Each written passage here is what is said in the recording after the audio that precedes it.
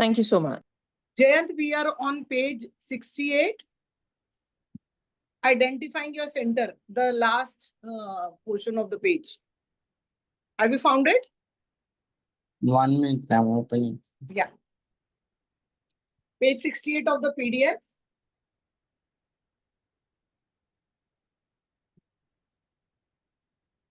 Yes, ma'am. Yeah. Identifying your center. Okay. But where do you stand? What is that? 1 second, 1 second, Taranjit. Let me just look at where we stopped. You have written in the group, ma'am, identifying your center. 1 second, 1 second. Identifying your center. That I didn't give a report for Friday. Sorry. Yes. Friday I didn't. So I'm just going to open where I stopped and I'll tell you. Okay.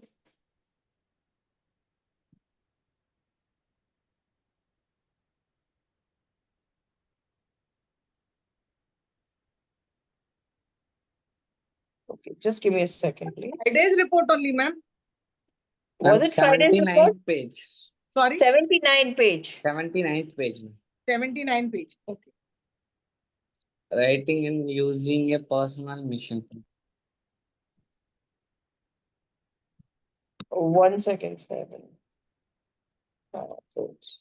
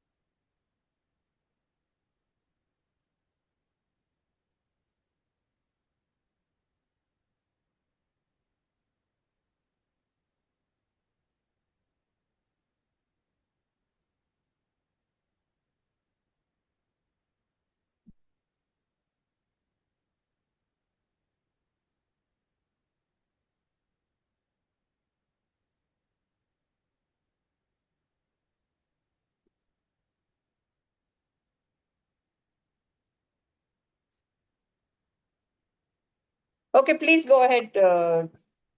I'm not able to find where I stopped. 1 Because second. in the group, ma'am, you have the book reading group, you have written page 68, identifying your center. Yeah, just a second. Let me just see it on my phone. I will just resend the message. No, I've seen it. I've seen that. I've seen that. I'm just going to see it on my this thing. Oh my God, where are my glasses? The wisdom and guidance that accompany. Okay, this is okay. 78.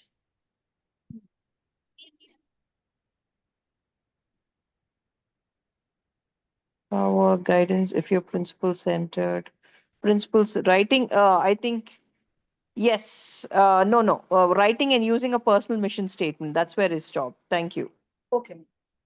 Yeah, 79. Yeah, thank you so much. Sorry for the sorry for the confusion. Writing and using a personal mission statement. As we go deeply, Jayan, if you find that I'm going too fast, please let me know. I can slow down. Okay, ma'am. As we go deeply within ourselves, as we understand and realign our basic paradigms to bring them in harmony with correct principles, we create both an effective, empowering center and a clear lens through which we can see the world. We can then focus that lens on how we, as unique individuals, relate to that world. Frankel says we detect rather than invent our missions in life. I like that choice of words. I think each of us has an internal monitor or sense, a conscious, that gives us an awareness of our own uniqueness and the singular contributions that we can make. In Frankel's word, everyone has his own specific vocation or mission in life. Therein, he cannot be replaced nor he can be repeated. Thus, everyone's task is as unique as is his specific opportunity to implement it. In seeking to give verbal expression to that uniqueness, we are again reminded of the fundamental importance of proactivity and of our working within our circle of influence. To seek some abstract meaning to our lives out in our circle of concern is to abdicate our proactive responsibility to place our own first creation in the hands of circumstance and other people. Our meaning comes from within. Again, in the words of Frankel, ultimately, man should not ask what is the meaning of his life is, but rather must recognize that it is he who is asked. In a word, each man is questioned by life and he can only answer to life by answering for his own life. To life, he can only respond by being responsible. Personal responsibility or proactivity is fundamental to the first creation. Returning to the computer metaphor, habit 1 says, you are the programmer. Habit 2 then says, write the program. Until you accept the idea that you are responsible, that you are the programmer, you won't really invest in writing the program. As proactive people, we can begin to give expression to what we want to be and to do in our lives. We can write a personal mission statement, a personal constitution. A mission statement is not something you write overnight.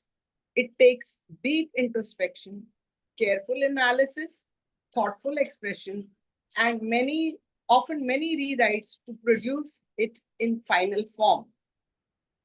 You may take several weeks or even months before before you feel really comfortable with it, before you feel it is a complete and concise expression of your innermost values and directions.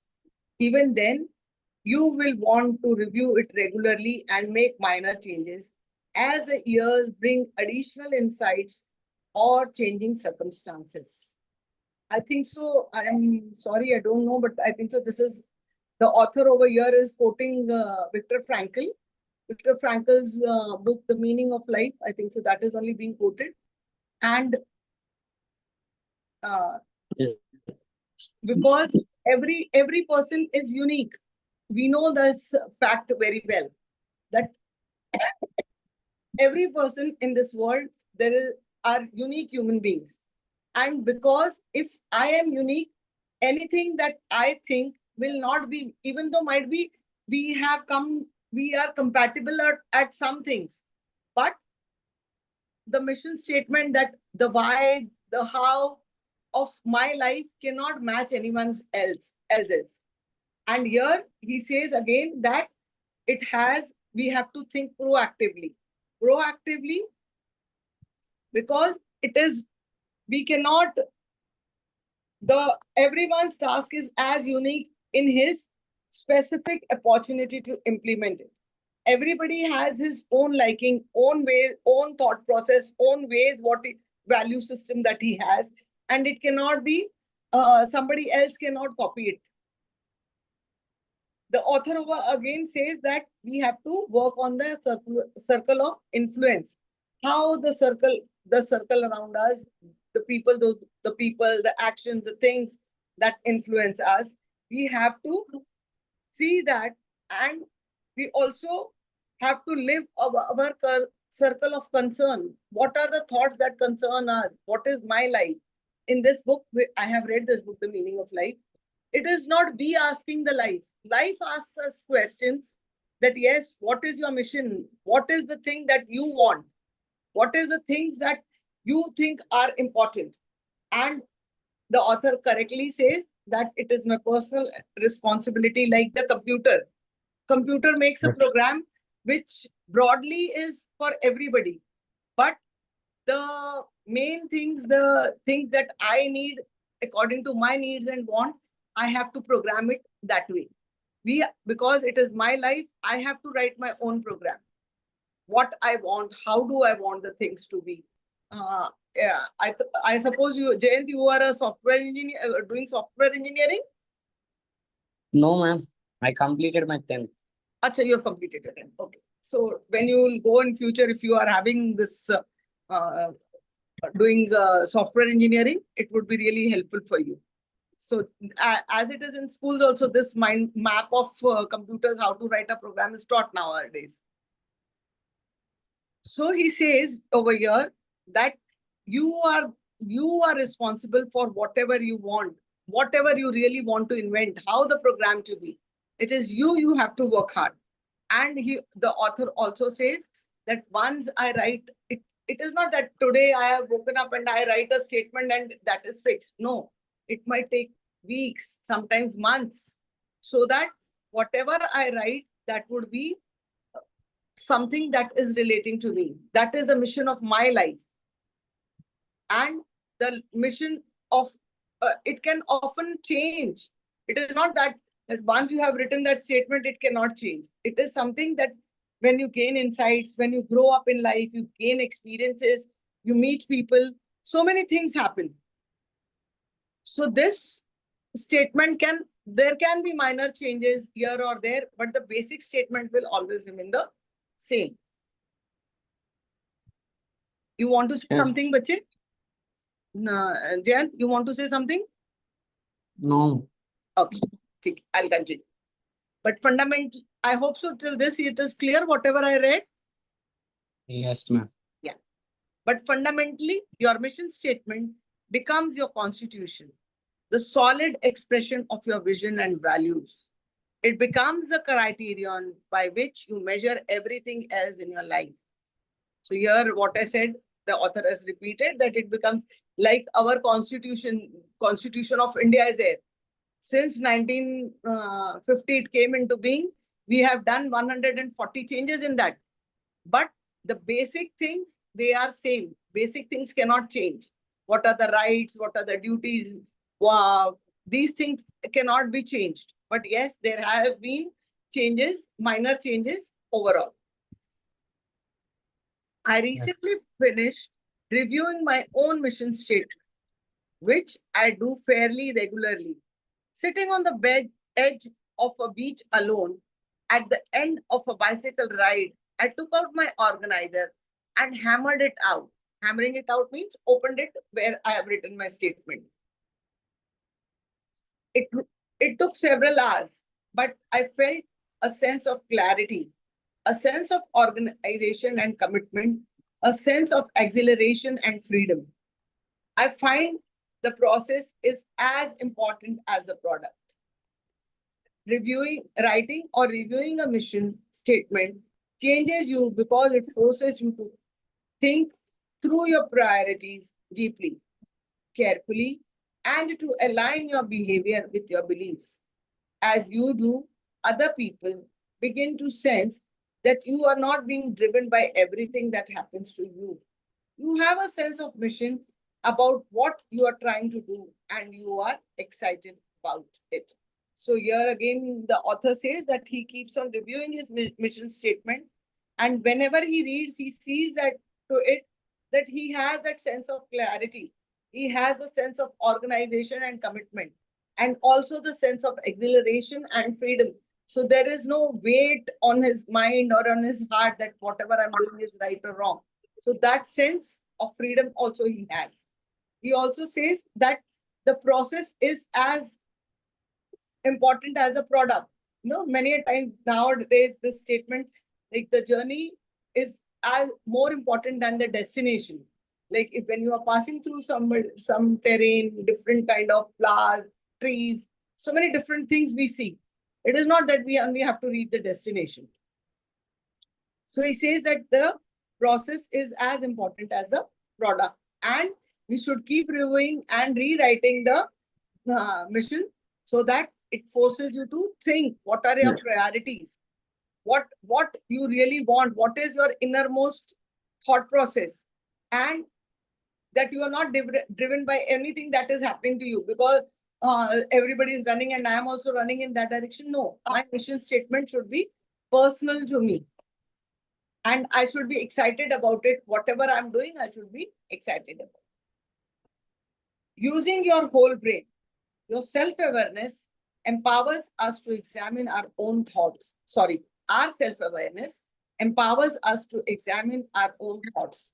This is particularly helpful in creating a personal mission statement because the two unique human endowments that enable us to practice habit two, imagination and conscience, are primarily functions of the right side of the brain. Understanding how to tap into the right brain capacity greatly increases our first creation ability. A great deal of research has been conducted for decades on what has come to be called brain dominance theory.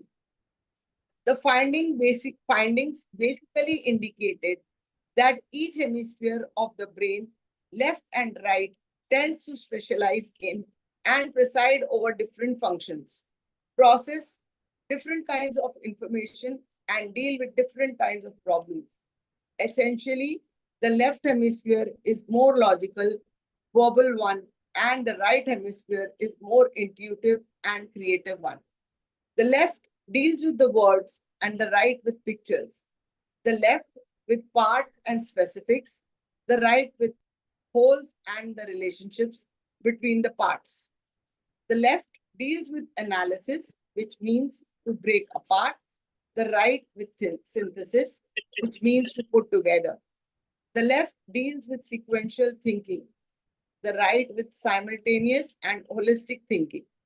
The left is time bound and the right is time free. Although people use both sides of the brain, here in the top above paragraph, he has told about what are the functions of the brain, the right and the left brain.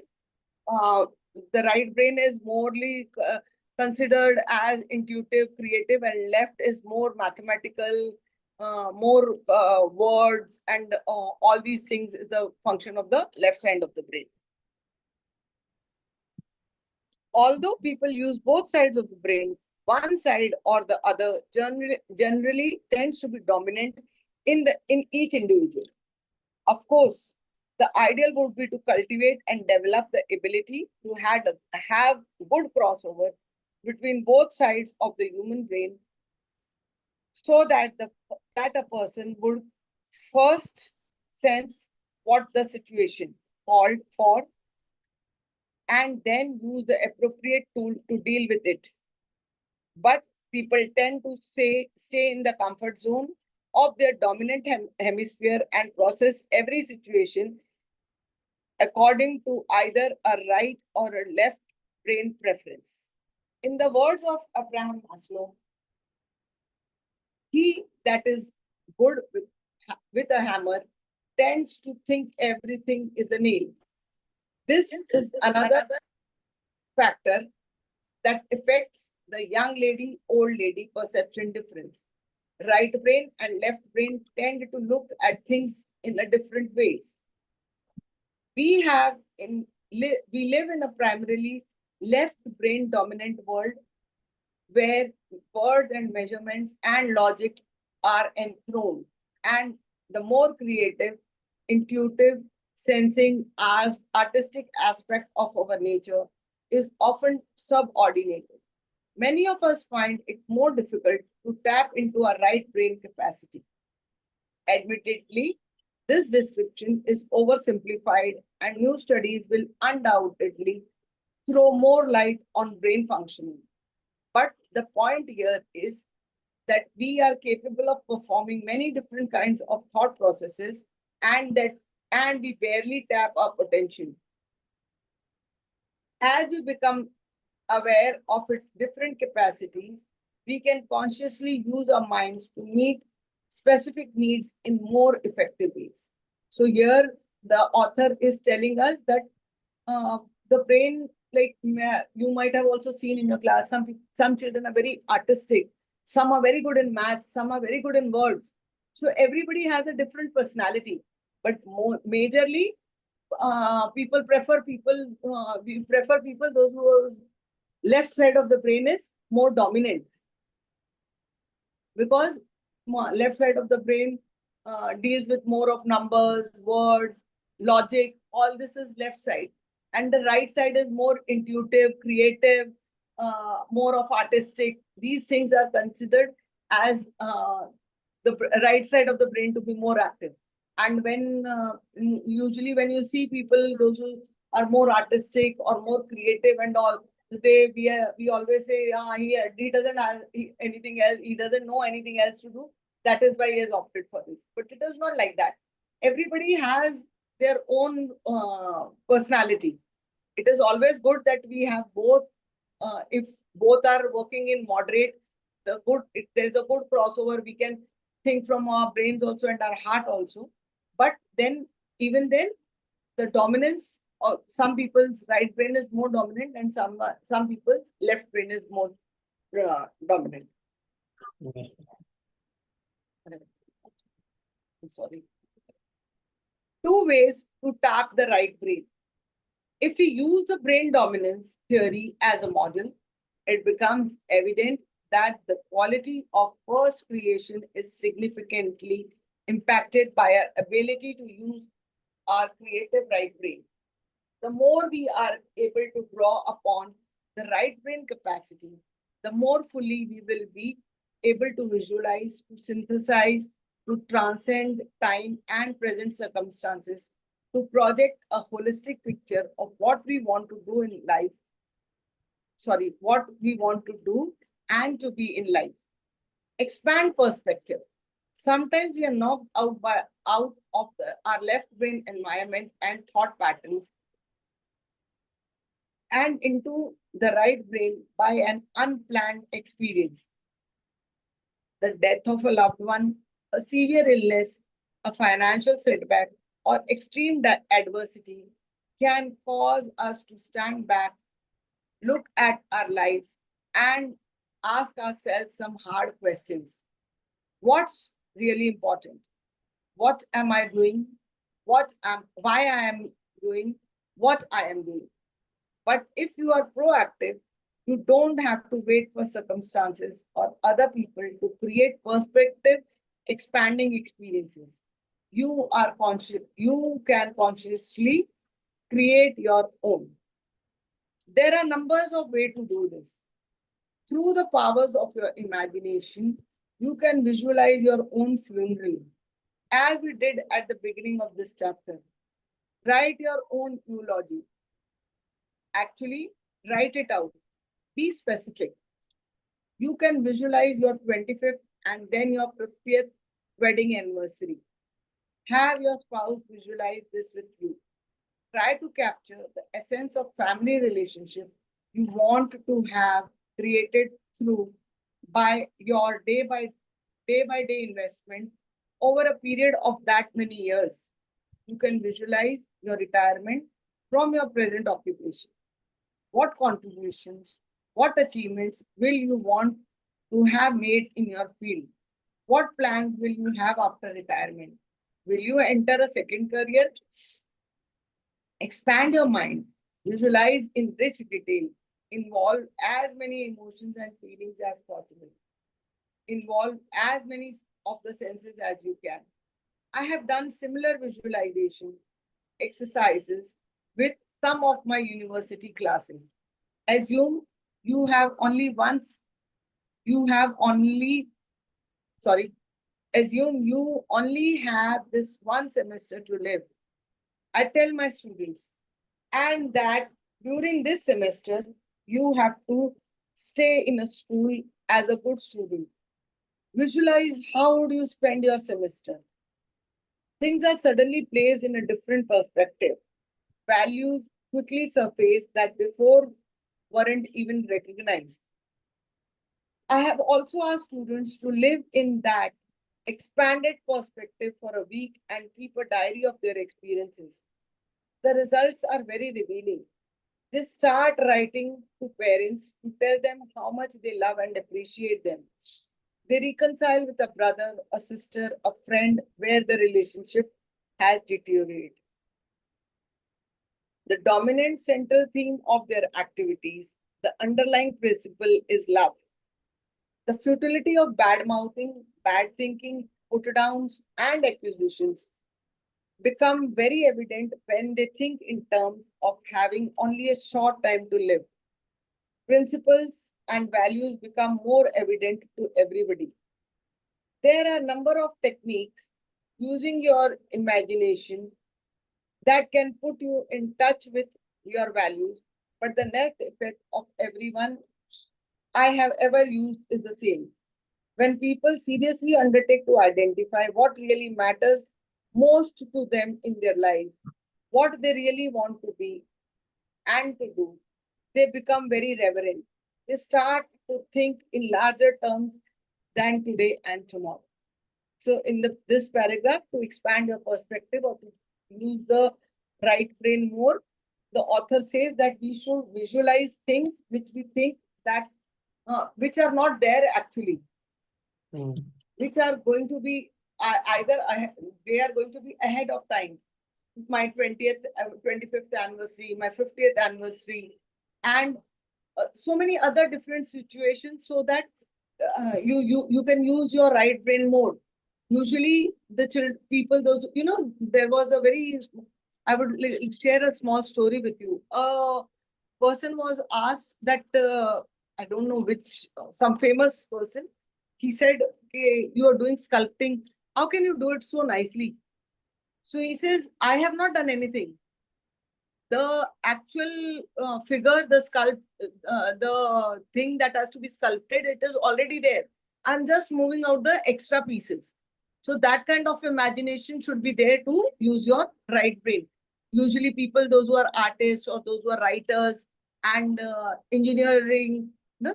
Visual engineering, structural engineering, that requires this kind of visualization. Painters, poets, so many things, so many poems, so many stories we read, which are not there in actual, but they just transform us to the another world. And here the author says that to the children of the college, the university children, he used to always give them an example, saying that you have to think that you are this is only the last semester that you are going to survive. After this, it is not going to be there. So what are the things that you would want to do? If I come to know that I'm going to die tomorrow, what are the things I'm going to do? So these are the things that we need to understand. Okay.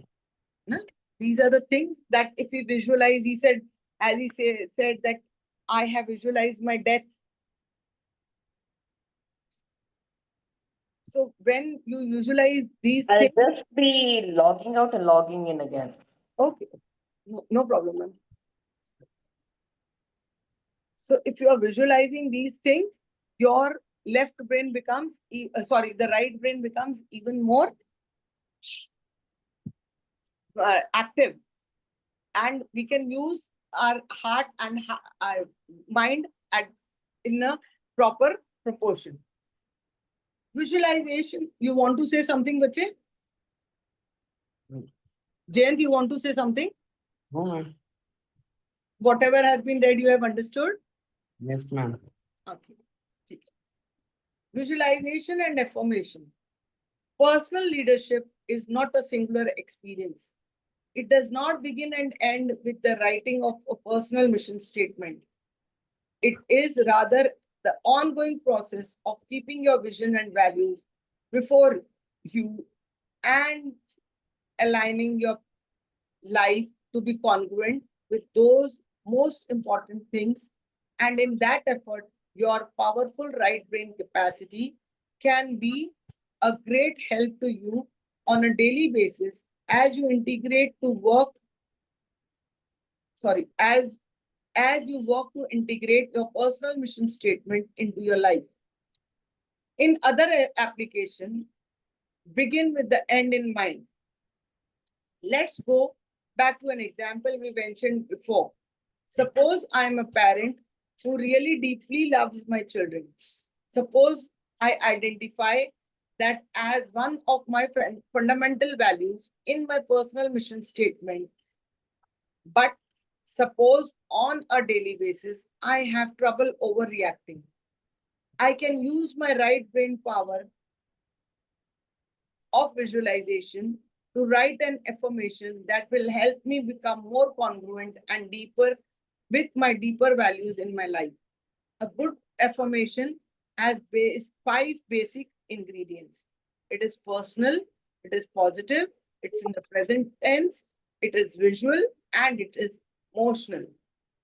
So I might write something like this. It is deeply satisfying, emotional, that I personal respond present tense with the wisdom, love, firmness, and self-control positive when my children misbehave. So here the author is saying that we have to make when our right brain becomes more proactive, sorry, when it becomes more proactive, when we use it more. So it is not that I can do something positive and negative at the same time. I cannot say that I love my children and I keep whacking them. It cannot happen at the same time. So whenever, if something is there which is like I cannot react over whatever they are doing wrong, which I don't like it. It's not like that. So here I can use my right brain power of visualization and I can to write an affirmation. What is an affirmation, bache? Jen, are you there? Yes, ma'am. Yeah. What do you understand by the word affirmation? Action. Affirmation is Action, ma'am. no. Affirmation is something, a positive note which you say to yourself mentally every day, so that that goes into your subconscious and it is it starts reflecting in your behavior then. So that is what we understand by the word affirmation. Okay. Yeah. Here how the writer has told that he does not want, if he loves his children, he cannot overreact with them. Na? So to prevent that overreaction, he uses a right brain visualization and then he tells himself that it is deeply satisfying that I respond with wisdom, love, firmness, and self-control when my children misbehave. Yes. Yeah. Then I can visualize. I can spend a few minutes each day and totally relax my mind and body, can think about situations in which my children might misbehave. I can visualize them in rich detail. I can feel the texture of the chair I might be sitting on, the floor under my feet, the sweater I am wearing. I can see the dress my daughter has on, the expression on her face. The more clearly and vividly I can imagine the detail, the more deeply I will experience it. The less I will see it as a spectator. Then I can see her to do something very specific, which normally makes my heart pound and my temper starts to flare. But instead of seeing my normal response, I can see myself handle the situation with love, with all the love, the power, the self-control I have captured in my affirmation. I can write the program, write the script in harmony with my values and with my personal statement, mission statement.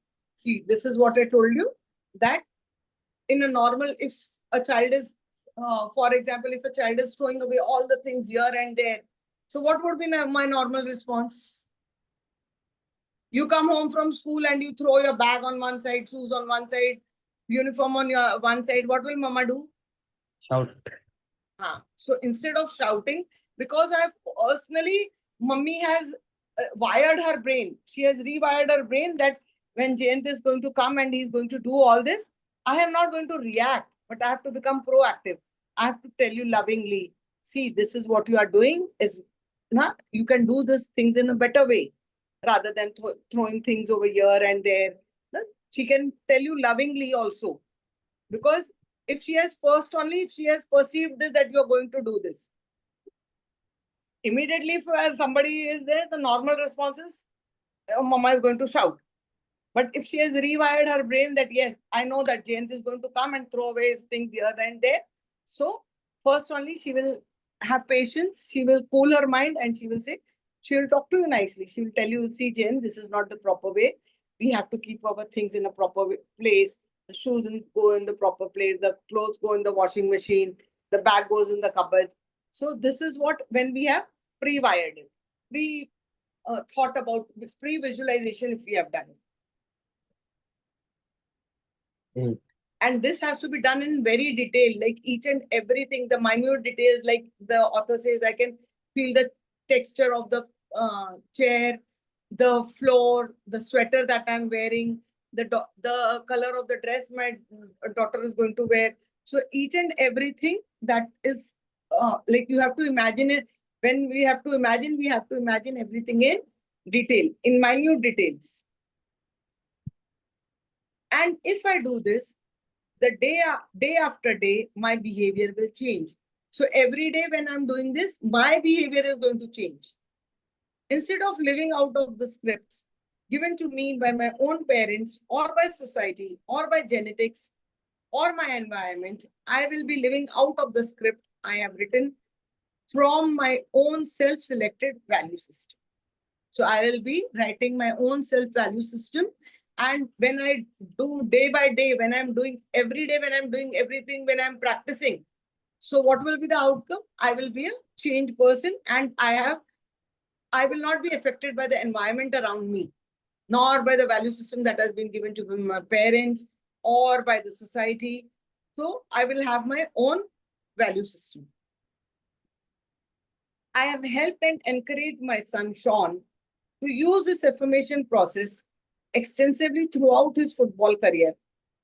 We started when he played quarterback in high school, and eventually I taught him how to do on his own. We would try to get him a very relaxed state of mind through deep breathing and progressive muscle relaxation technique so that he became very quiet inside. Then I would help him visualize himself right in the heat of the toughest situations imaginable. He would imagine a blitz coming at him fast. He had to read the blitz and respond. He would imagine giving audibles at the line after reading the defenses. He would imagine quick reads for his first with his first receiver, his second receiver, his third receiver. He would imagine options that he normally wouldn't do. At one point in his football career, he told me he was constantly getting uptight. As we talked, I realized that he was visualizing uptightness. So we worked on visualizing relaxation in the middle of the big pressure circumstance. We discovered that the nature of visualization is very important. If you visualize the wrong things, you will produce the wrong thing. Dr. Charles Garfield has done extensive research on peak performance, both in athletic and in business. He became fascinated with peak performance in his work with the NASA program. Watching the astronauts rehearse everything on Earth again and again in a simulated environment before they went to space. Although he had a doctorate in mathematics, he decided to go back and get another PhD in field of psychology and study the characteristics of peak performance. One of the main things his research showed was that almost all of the world-class athletes and other peak performers are visualizers. They see it, they feel it, they experience it before they actually do it. They begin with the end in mind. You can do it in every area of your life. Before a performance, a sales presentation, a difficult confrontation, or the daily challenge of meeting a goal. See it clearly, vividly, relentlessly, over and over again. Create an internal comfort zone. Then you, when you get into the situation, it isn't foreign. It doesn't scare you. Your creative, visual right brain is one of your most important assets, both in creating your personal mission statement and in integrating it into your life. There's an entire body of literature and audio and videotapes that deals with this process of visualization and affirmation. Some of the more recent developments in this field include things such as subliminal programming, neuralistic programming, and new forms of relaxation and self talk processes.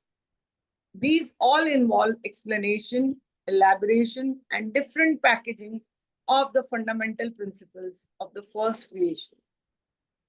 My review of success literature brought me in contact with hundreds of books on this subject. Although some made extravagant claims and relied on anecdotal rather than scientific evidence, I think that most of the material is fundamentally sound.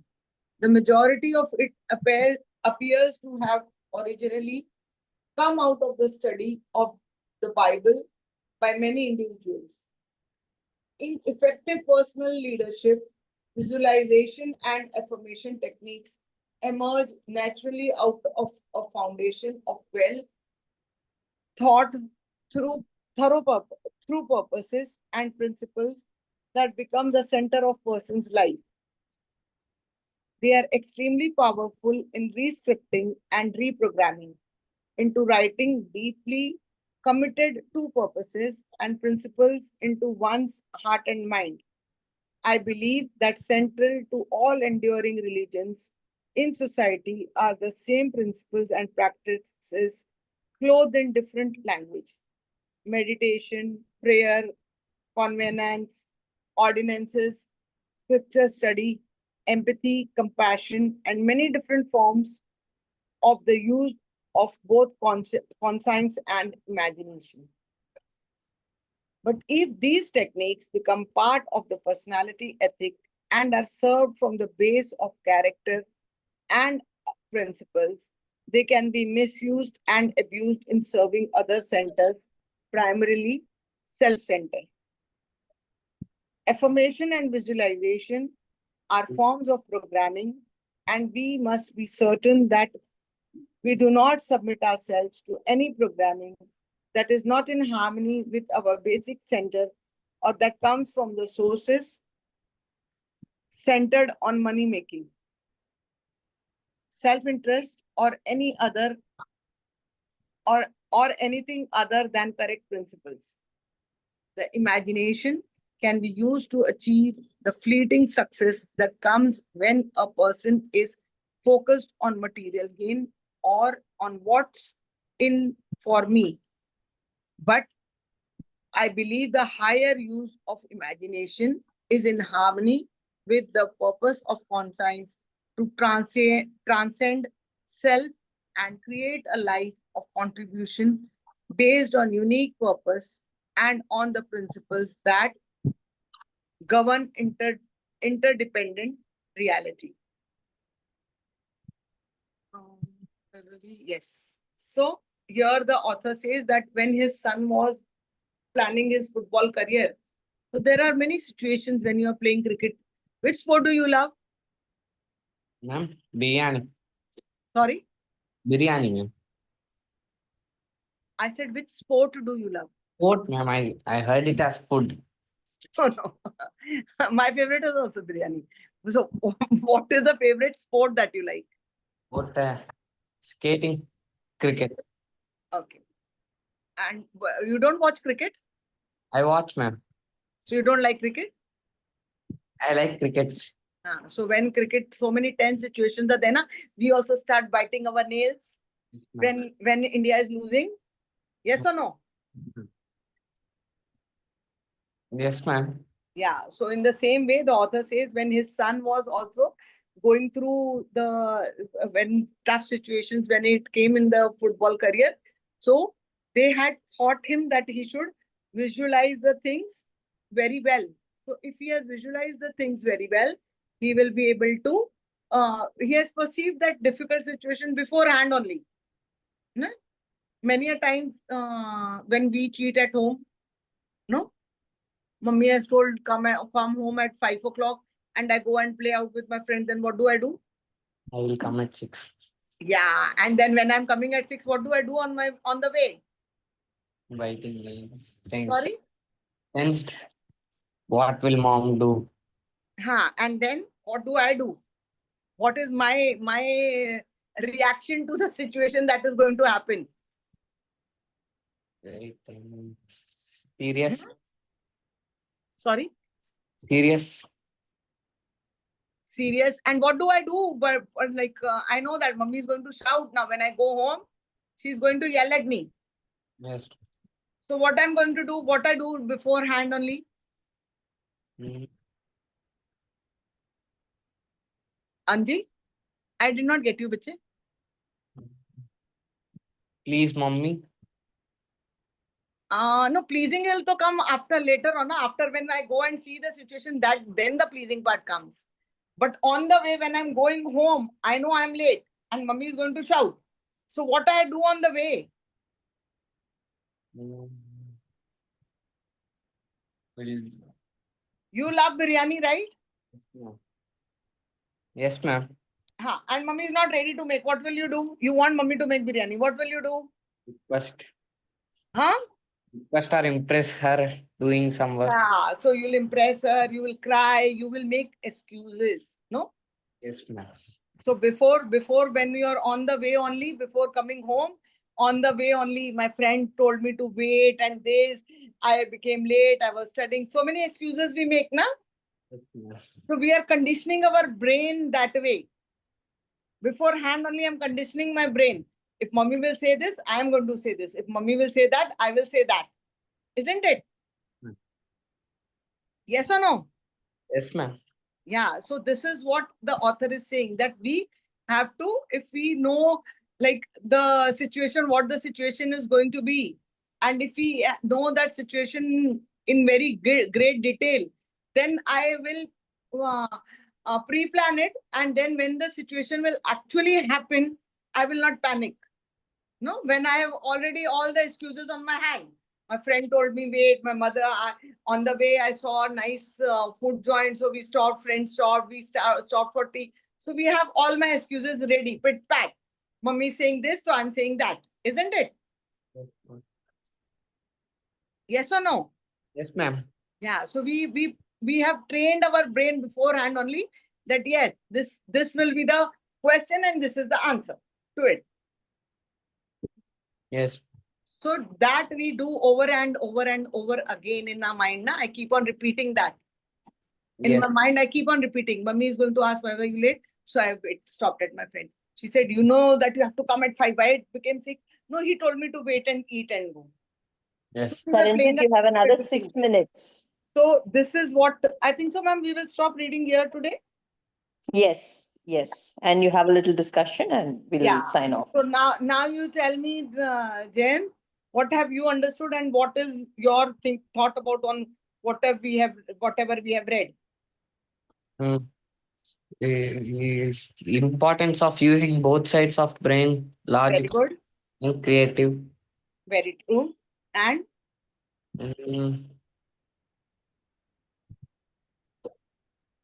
Left brain is for thinking, logical, and right for creative. yes, right brain is more for Creative. creation. Yes. And what else? Mm. Importance of creating a personal mission statement. Very good.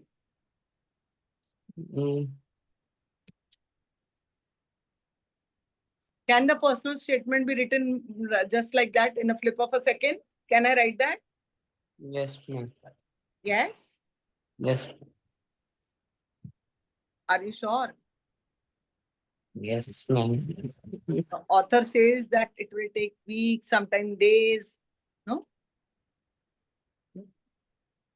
And if I have written the mission statement, will it remain the same throughout my life? Mm.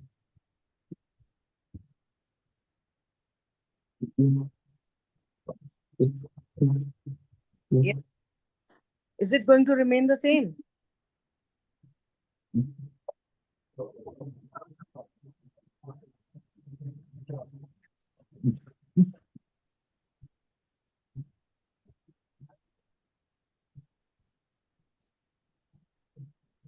Hello, Jayant. You are not audible, Bache. Hello. Jayant? Jayant, your voice is not audible. Yes. Okay, your voice is breaking. So we'll just sign off. We'll Okay. discuss. Yeah. Okay, Good ma'am. evening, everybody. Good evening. Thank you so much, ma'am. Thank you so much. Bye. Bye. Have a good night. Good night. Good night.